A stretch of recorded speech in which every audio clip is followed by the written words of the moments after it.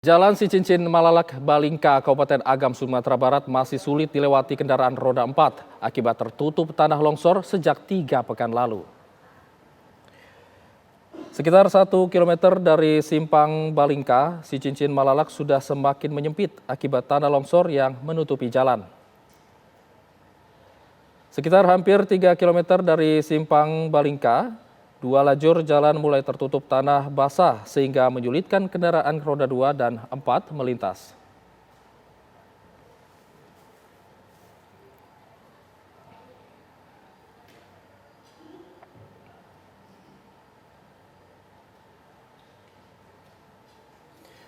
Kami akan kembali mengupdate bagaimana kondisi terkini bersama dengan rekan-rekan kami, Rindi Salsabila yang berada di Kabupaten Agam, Sumatera Barat, dan juga rekan kami Haidar Fasal yang berada di Sibolga, Sumatera Utara. Kita akan ke Rindi Salsabila.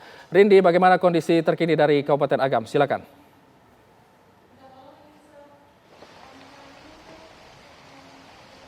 Ya, selamat pagi Hijul dan juga pemirsa. Berkaitan dengan hampir 4 pekan pasca bencana banjir dan longsor bandang di Sumatera Barat, kami ingin menceritakan terlebih dahulu terkait bagaimana perjalanan kami Hijul dan juga pemirsa berkaitan dengan pekan ini merupakan awal dari libur akhir tahun. Tadi kami dan tim liputan begitu ya berupaya untuk menuju ke Danau Maninjau, karena Danau Maninjau ini merupakan salah satu tempat pariwisata yang populer di Kabupaten Agam, Sumatera Barat. Tadi kami melewati Jalan Padang Luar Maninjau, dan memang untuk jalan ini, Jalan Padang Luar Maninjau maksud kami, ini jalannya beberapa sudah sempit begitu ya, akibat longsor yang terjadi kurang lebih 4 pekan lalu begitu, karena memang ini sudah memasuki tanggal 22, yang mana artinya ini sudah hampir sebulan dari bencana longsor yang terjadi di Sumatera Barat. Tadi kami melewati begitu ya, Hijul dan juga pemirsa,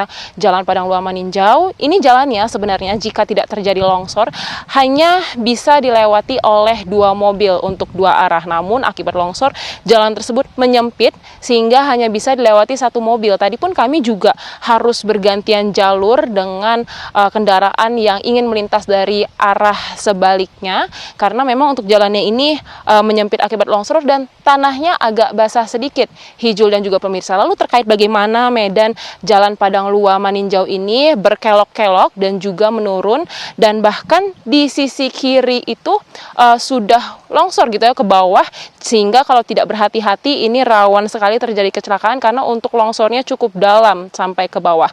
Lalu di tempat kami mengabarkan saat ini, yakni di Jalan Cicincin Malalak, yang mana di tempat saya berdiri sekarang adalah titik awal dari terputusnya akses menuju Malalak via Balingka begitu.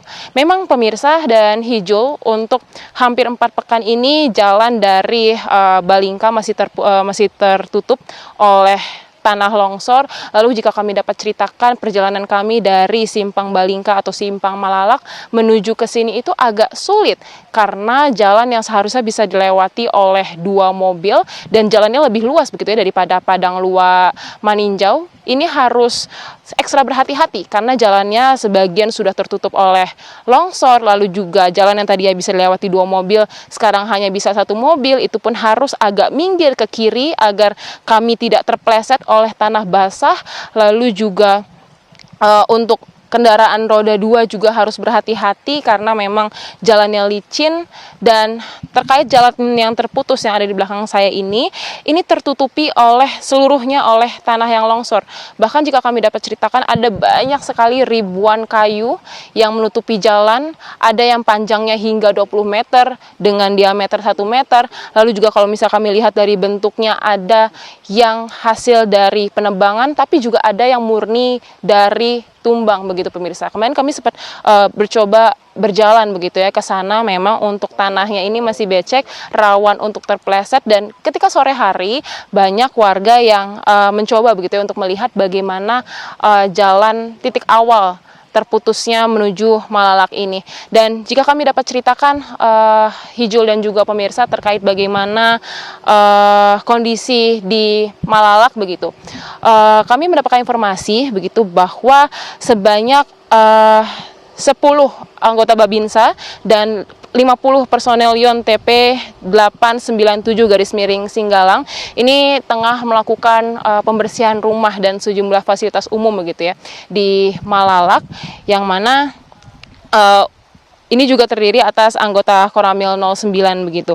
Dan dapat kami sampaikan kalau misalnya kami ke Malalak pun juga kami agak kesulitan karena untuk aksesnya ini harus memutar, yang mana kalau dari Bukit Tinggi ini bisa hampir 3 jam begitu pemirsa. Dan jika kami dapat sampaikan pula kalau warga ada bercerita kepada kami bahwa untuk memberikan bantuan ke Malalak ini pada 3 pekan sebelumnya, ini mereka harus berjalan kaki dengan waktu tempuh kurang lebih 6 jam untuk bolak-balik, yang mana artinya untuk sekali perjalanan ini harus menempuh perjalanan kaki selama 3 jam, dan untuk bantuan diberikan berupa airdrop. Lalu jika Anda bertanya terkait bagaimana kondisi pengungsi, kami dapat sampaikan bahwa untuk di Sumatera Barat ini kebanyakan korban bencana ini cenderung untuk mengungsi di rumah saudara atau kerabatnya, sehingga memang untuk di posko pengungsian cenderung sepi karena memang untuk pagi hari, siang hari, dan sore hari ini para pengungsi atau para korban masih berupaya untuk mencari nafkah dengan cara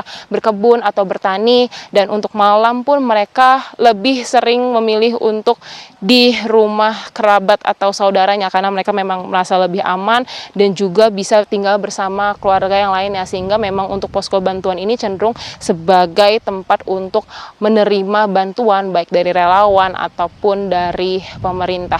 Dan memang pemirsa, jika kami dapat sampaikan begitu ya berkaitan dengan ini memasuki libur akhir tahun bagi siswa, memang jika Anda dapat membayangkan betapa cukup stresnya siswa karena mereka tidak bisa untuk berlibur seperti pada liburan akhir tahun sebelum-sebelumnya.